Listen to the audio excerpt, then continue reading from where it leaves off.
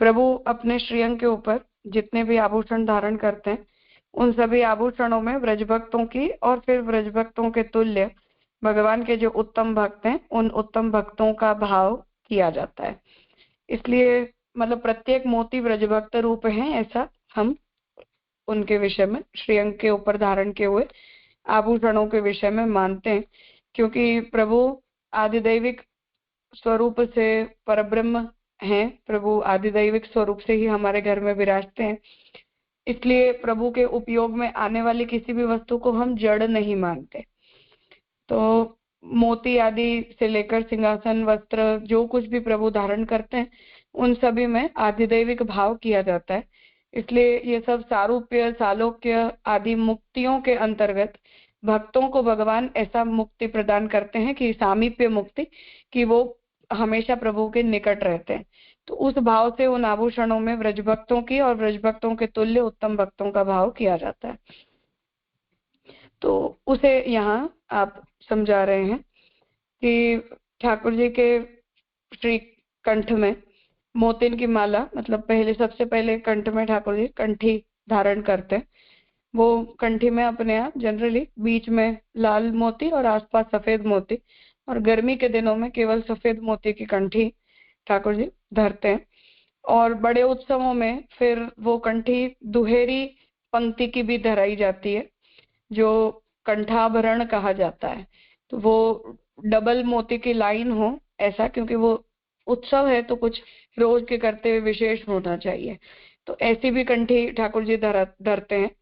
और जड़तर का एक एक्स्ट्रा कंठाभरण भी, जैसे आजकल वो चोकर की फैशन हुई है ना, ऐसे वो चोकर के जैसा कंठी के नीचे एक दूसरा कंठाभरण भी ठाकुर जी धरते हैं। उसी का वर्णन यहाँ श्री गोपेश्वर जी कर रहे हैं।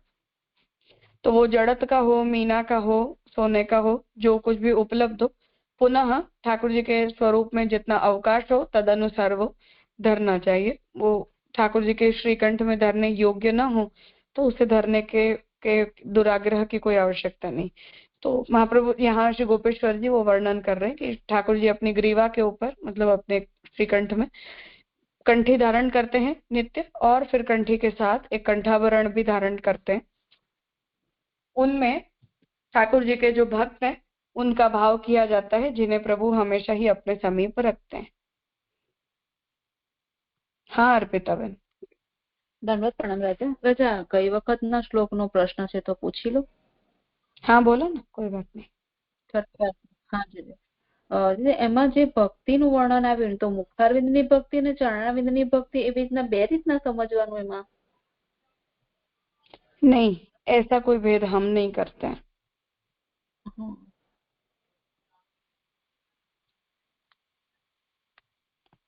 उनमें वो केवल एक जो विचार है वो केवल इतना बताया जाता है कि वो स्वरूपानंद की प्राप्ति मुखारविंद से होती है, पूर्ण स्वरूप की, ऐसा कहते हैं। और जो प्रपत्ति है या शरणागति है वो चरणारविंद के प्रति होती है, ऐसा एक कंसिडरेशन है।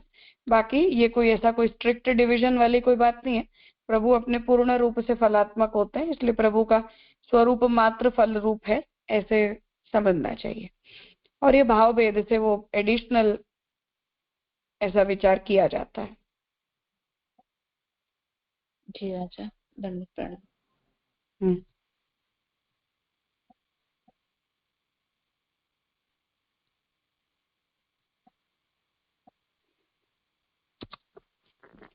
उरस्थललसत् स्वच्छ वक्रवैयाघ्रभूषणः मुक्ताफलस्वर्णमाला युत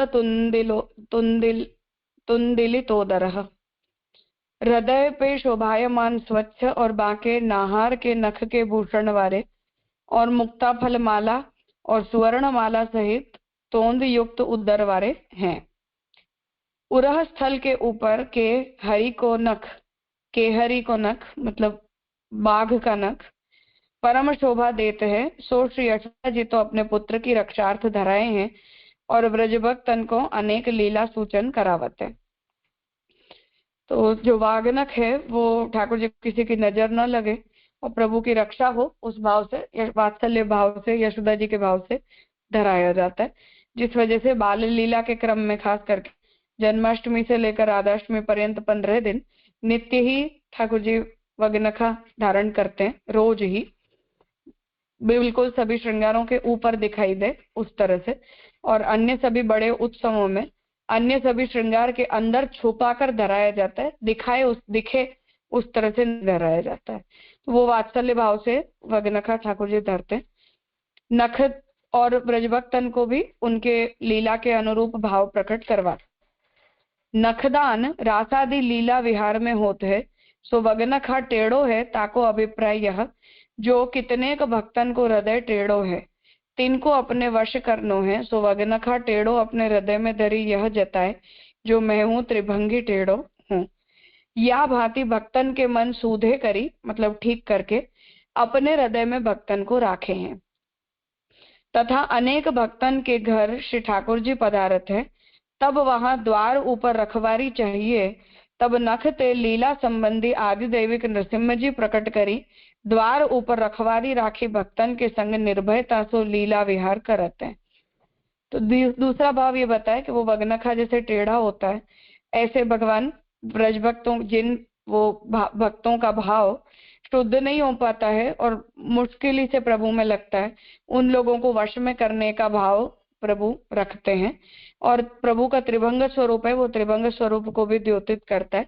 ये भिन्न भिन्न भाव गोपेश्वर जी अपने हृदय में उपस्थित कर रहे हैं। फिर तीसरा भाव ये बता रहे हैं कि जब भगवान अपने भक्तों के घर पधारते हैं, तब प्रभु की लीला के अंदर कोई डिस्टरबेंस न क्रिएट करे, उस भाव से जैसे हम चौकीदार रखते हैं, ऐसे नृसिंह जी जो है उनमें रखवाली का भाव करते हुए उन नखों को, उनके नख को भगवान धारण कर रहे हैं, ये भाव भी किया है। ताते पोरी पर सिंह है, सुपुष्टि लीला संबंधी है, ताही ते श्री ठाकुर जी नखभूषण हृदय में धारण किए। तो पुराने समय में जो मंदिरों में सिंहपोर बनाया जाता था, नाथद्वारा में श्रीनाथ जी का मंदिर है, वहां सिंहपोर है, तो वहां दरवाजे के दोनों तरफ बड़े बड़े सिंह बनाए गए, तो वो रक्षा करते हैं प्रभु के स्थान की, उस भाव से। तो वो भी भाव से प्रभु नखभूषण धारण करते हैं। या भांति सगरे आभूषण व्रजभक्तन के लीला संबंधी अनुकूल हैं, ताते श्री ठाकुर जी प्रेम सो पास राखत हैं। जो व्रजभक्तन की लीला सो प्रतिकूल होए, ताको तत्काल श्री ठाकुर जी त्याग करत हैं। ताते पुष्टि मार्ग में अंगीकार व्रजभक्तन की कृपा ते हुए और उपाय को नहीं। या भाव सो वागनख प्रभु धरे हैं, ता नखभूषण के पास मुक्ताफल और सुवर्ण के मणिका युक्त गूंथी ऐसी सुंदर माला ऊपर विराजमान है। तो सुवर्ण मणिका श्री स्वामिनी जी को भाव तथा मुक्ताफल श्री चंद्रावली जी के भाव सो श्री ठाकुर जी अपने हृदय में धारण किए।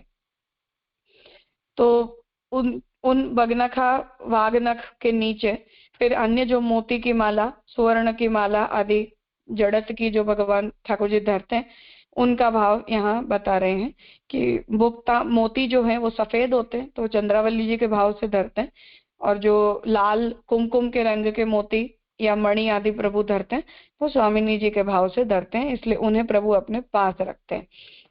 जो बात मैंने 2-3 क्लास पहले कही थी, उसे श्री गोपेश्वर जी यहाँ उसी मूड में ये बात कर रहे हैं।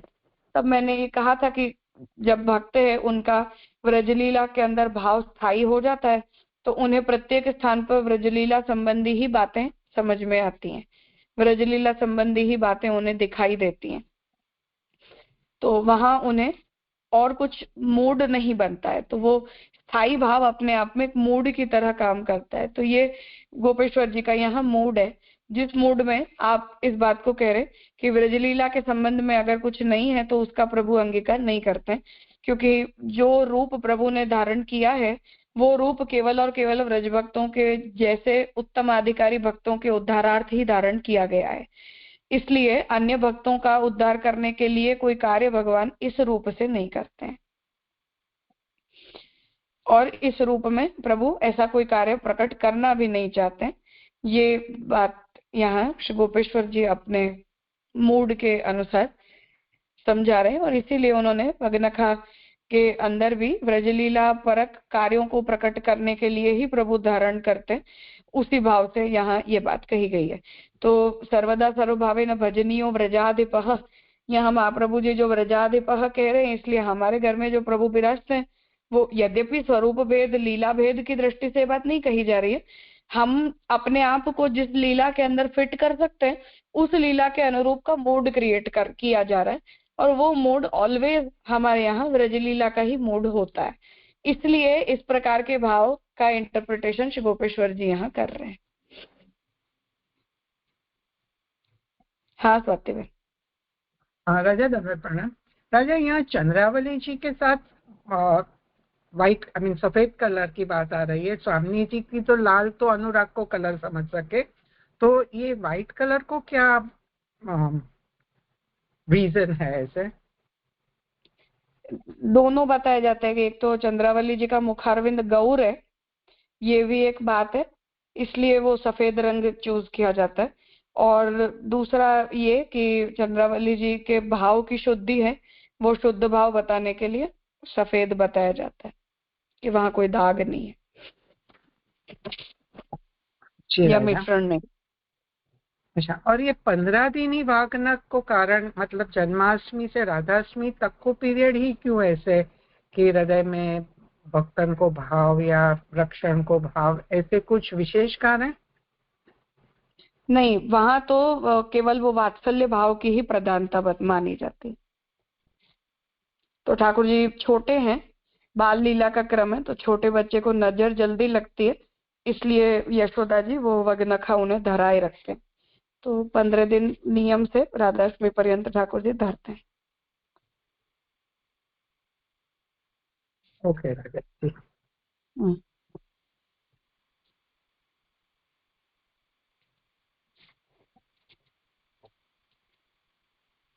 हाँ जय श्रीवन। हाँ राजा धर्मेश प्रणाम। जो यहाँ लिखो है ने कि तपते नक्ते लीला संबंधी आदिदेविक नृसिंह प्रकट करी द्वार ऊपर रखवारी राखी, तो आदिदेविक नृसिंह यानी नृसिंह भगवान को जो अवतार है वही बात आ रही है कि क्या है, वो पता नहीं चल। हाँ हाँ, वही वही। तो फिर रखवारी तो प्रभु का ही, भगवान का, कृष्ण का ही वो एक स्वरूप है ना, तो फिर रखवारी करके कैसे बताना? मतलब कि भगवान अपने ही रूपों से अलग अलग कार्य करते हैं, जैसे चतुर्व्यूह रूपों से अलग अलग कार्य प्रकट करते हैं ना, उस तरह से यहाँ भी करते हैं। हाँ जय दंडवत प्रणाम। हाँ राजा, तो जो श्रीनाथ जी वगैरह जो ठाड़ू स्वरूप, जो भी ठाड़ा स्वरूप है, बाकी पीठिका में भी ये दशावतार रहते हैं ना, रखते हैं ना? अपने यहाँ के स्वरूपों में दशावतार नहीं है, कोई भी स्वरूप में नहीं है। बाकी ये सच है, अन्य जैसे रामचंद्र जी के विग्रह में बनाए गए, ऐसे गुप्तकालीन जो विष्णु स्वरूप है उनमें दशावतार जो भी अंकन है वो नारायण के साथ किया जाता है, पर पुष्टि मार्ग में अपने यहाँ के कोई भी स्वरूप में ऐसा अंकन नहीं देखने मिलता है। ओके।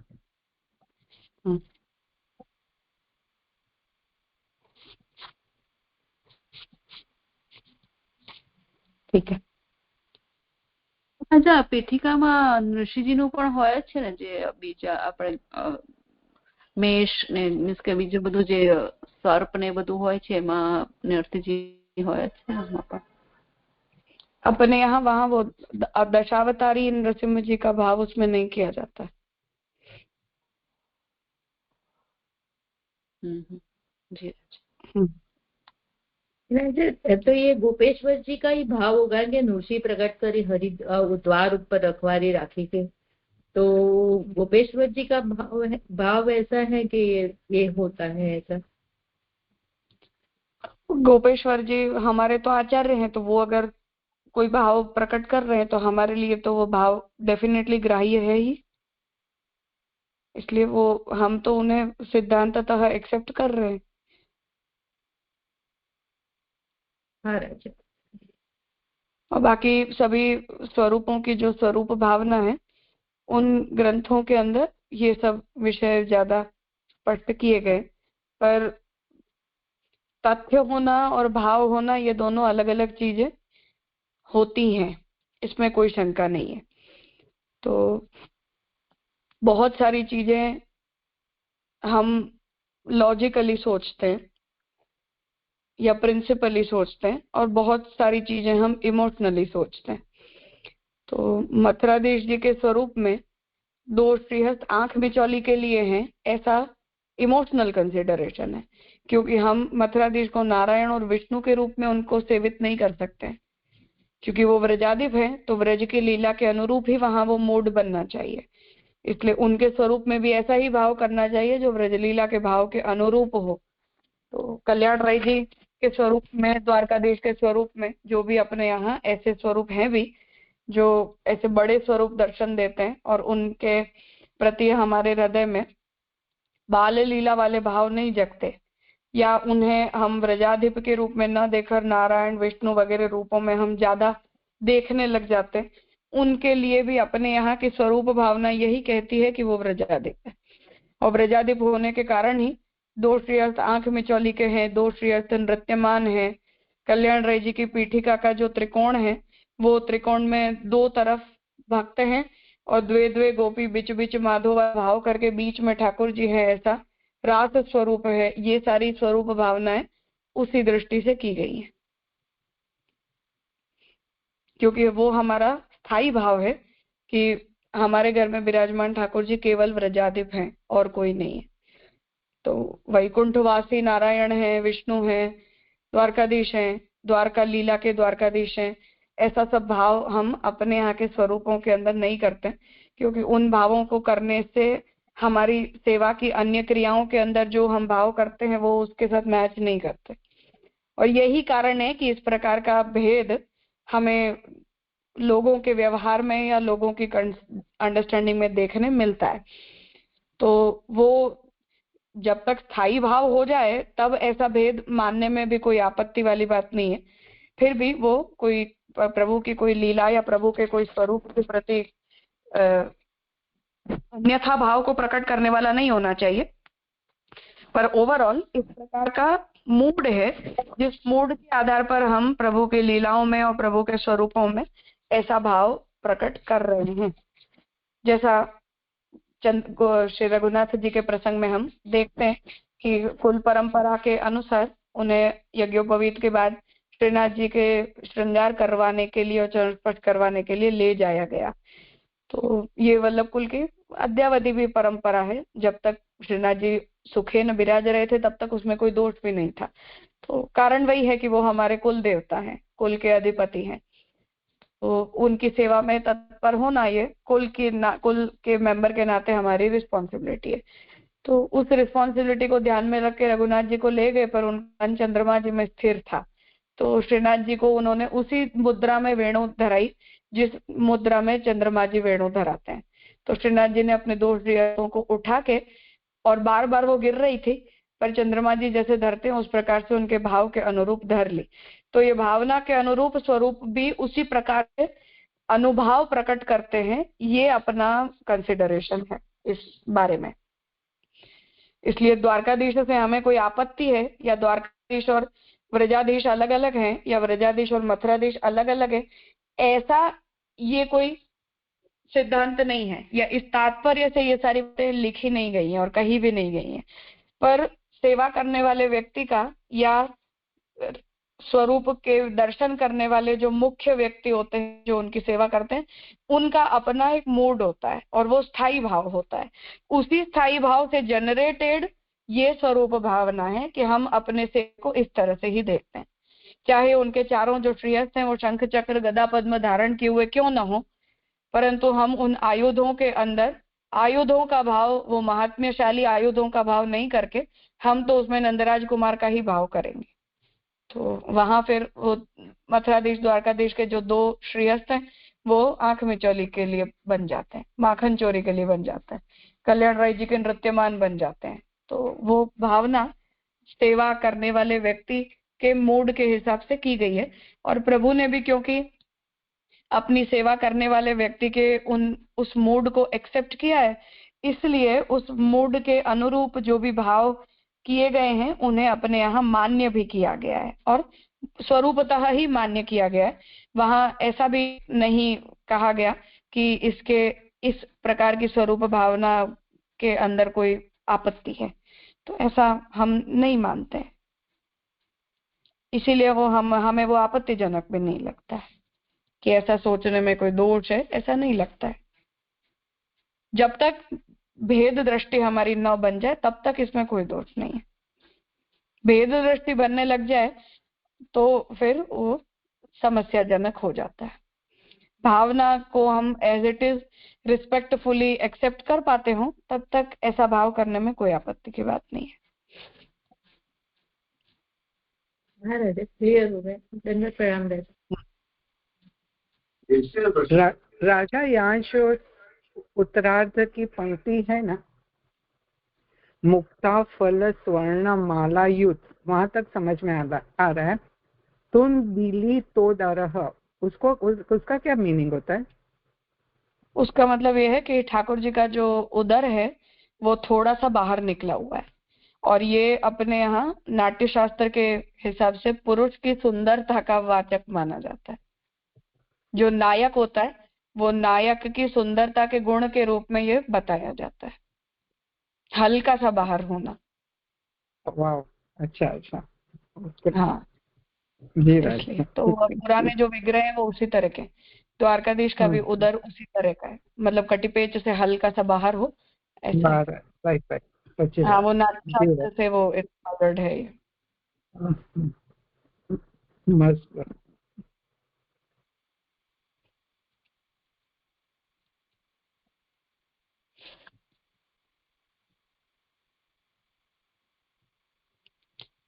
बाहु मध्य लसद्रस जटितांगद सुंदरः पटगुच्छ लसत् स्वल्प करकंकण भूषणः।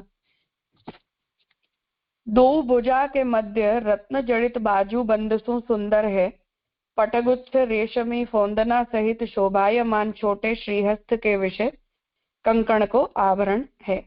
अब श्रीहस्त में जो प्रभु ने आभूषण धारण किए हैं उनका वर्णन कर रहे हैं कि सुंदर बाहु में बाजूबंद रत्न जटित है, तो नवरत्न युक्त जड़ाऊ दो भुजा में शोभा देते है।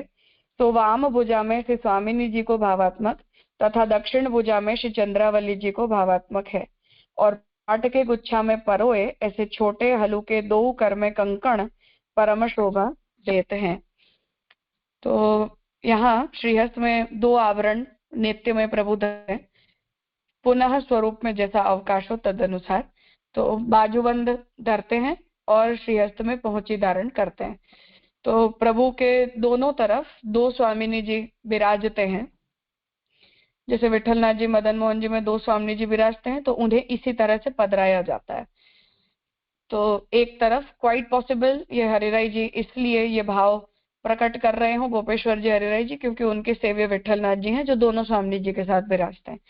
तो एक तरफ श्री राधा जी मुख्य स्वामिनी जी विराजते हैं और दूसरी तरफ छोटे स्वामिनी जी चंद्रावली जी विराजते हैं।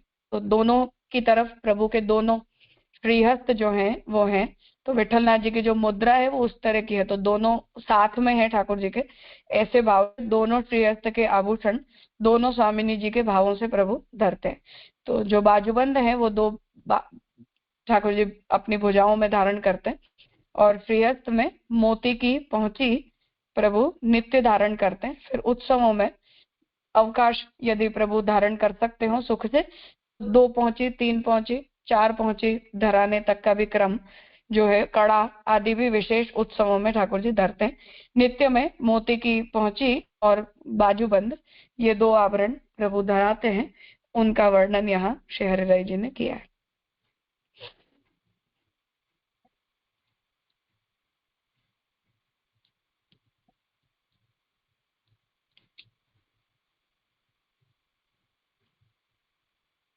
पिछले श्लोक में स्वातिबेन आप जो पूछ रहे थे उसमें अभी मुझे जस्ट एक क्लिक हुआ कि नायक के स्वरूप का जिस प्रकार से वर्णन नाट्य शास्त्र के अंदर किया गया है, उस शैली से अब तक की परंपरा में अपने यहाँ मूर्ति और पेंटिंग्स बनती आई थी। इस पूरे डेकोरम को ब्रेक रीसेंट ड्राइंग्स में, और अब रीसेंट स्कल्पचर तो खैर अब वो स्कल्पचर रहे नहीं, पता नहीं क्या है उसे, मैं स्कल्पचर शब्द भी नहीं कहना चाहती, इतना भद्दा और गंदा बनाने लग गए हम। पर अब तक हम जितना भी पुराना देखते हैं, मतलब गुप्तकालीन जो पीरियड है वो वैष्णव मूर्ति कला का सुवर्ण काल माना जाता है। तो विष्णु की जितनी सुंदर मूर्तियां गुप्त काल तक बनी थी उतनी सुंदर कभी भी नहीं बनी थी। वहां तक का हम पीरियड देख लें और उसके बाद भी पेंटिंग के डेवलपमेंट में भी हम देख लें, तो जितने भी चित्र बनाए जाते हैं, जितने भी स्कल्पचर बनाए जाते हैं, वो नाट्यशास्त्र में उत्तम नायक का जो वर्ण, जो गुण, जो स्वरूप का अंकन लिखा गया है उसके अनुसार बनते आए, और यही परंपरा अपने आप तक चलती आई थी। इसलिए वो बहुत कसे हुए शरीर वाला होना या बाइसेप्स वगैरह वाला होना, बहुत ज्यादा शरीर जो है वो सुकोमल ना होना, इस तरह की आइकोनोग्राफी अपने यहाँ पुरुष कैरेक्टर्स के चित्रण में भी कभी भी नहीं थी। मतलब रामचंद्र जी और ठाकुर जी को भी कभी भी ऐसा नहीं बनाया गया था, अंटिल फ्रीडम ऑफ क्रिएशन के अंतर्गत इन सब चीजों को अब करने लग गए हम, पर तब तक अपने यहाँ सुंदरता के मापदंड नहीं हुआ करते थे। इसलिए अपने यहाँ के जितने भी स्वरूप है वो सभी स्वरूपों के अंदर भी हमें ऐसे कोई चिन्ह नहीं दिखाई देते, और ऐसे चित्रों के अंदर भी नहीं दिखाई देते। तो जो भी सुकोमलता है वो नेत्रों की हो, मुखारविंद की हो, या ठाकुर जी के श्रीअंग की हो, उदर की हो, उन सब के अंदर आइकोनोग्राफिकली ऐसा ही बनाया भी जाता है और ऐसा ही चित्रित भी किया जाता है जैसा भरत मुनि ने नाट्यशास्त्र में उत्तम नायक के लक्षणों में लिखा है। और कॉन्ट्ररी टू दैट, जो बुरे नायक होते हैं, मतलब नायक नहीं होते हैं, जो खलनायक होते हैं, उस तरह से जो बैड कैरेक्टर्स हैं उनके लिए भी जैसी आइकोनोग्राफी भरत मुनि ने अपने नाट्यशास्त्र में उनके जैसे एक्सप्रेशंस लिखे हैं या उनकी बॉडी का जैसा वर्णन किया है, उसी प्रकार से राक्षसों के भी चित्र अपने यहाँ बनते आए थे अब तक। वही बात हरिराई मस्त एक्सप्लेन किया है। और अभी मेरे को ये भी प्रश्न हुआ कि यहाँ जहाँ जहाँ स्वामी जी है वहाँ चंद्रावली जी को भी वर्णन है, लेकिन अभी आपने समझाया कि दो स्वामी जी विराजते हैं, तो बट ऑब्वियसली चंद्रावली जी साथ में पधारते ही रहेंगे ना, इसके लिए वो भी क्लियर वो करें।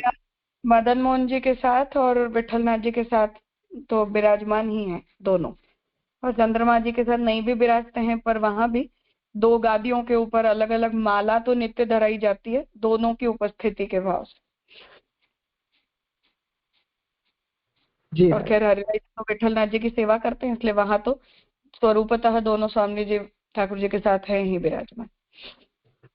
तो हो सकता है उस वजह से हरिराई जी को भाव ज्यादा स्फुरित होते हो, और इन जनरल भी अपने यहाँ दोनों स्वामी जियों की सेवा होती ही है, इसलिए वो भी ऑलवेज जब भी हम स्वरूप भावना करेंगे तो स्वरूप भावना में दोनों स्वामी जियों की भी स्वरूप भावना ऑब्वियसली टू बी अंडरस्टूड और कंसिडर्ड है। जी राजा।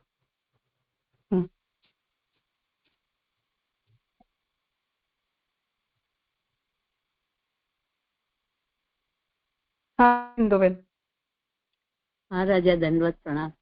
તો રાજાજી વિઠ્ઠલનાથજીને આપણે કીધું તો અમારે ત્યાં વિઠ્ઠલનાથજી બિરાજે તો સ્વામીજી યમુનાજીના ભાવથી જ બિરાજે, તો એ વિઠ્ઠલનાથજીને આપ વાત કરી રહ્યા છો ને જી?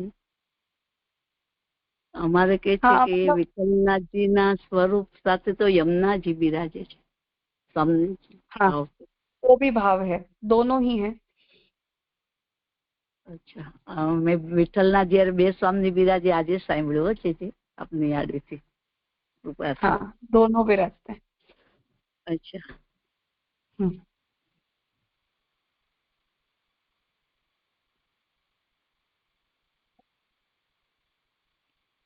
ठीक है, तो आज यहाँ रखते हैं, आगे का विषय कल करेंगे।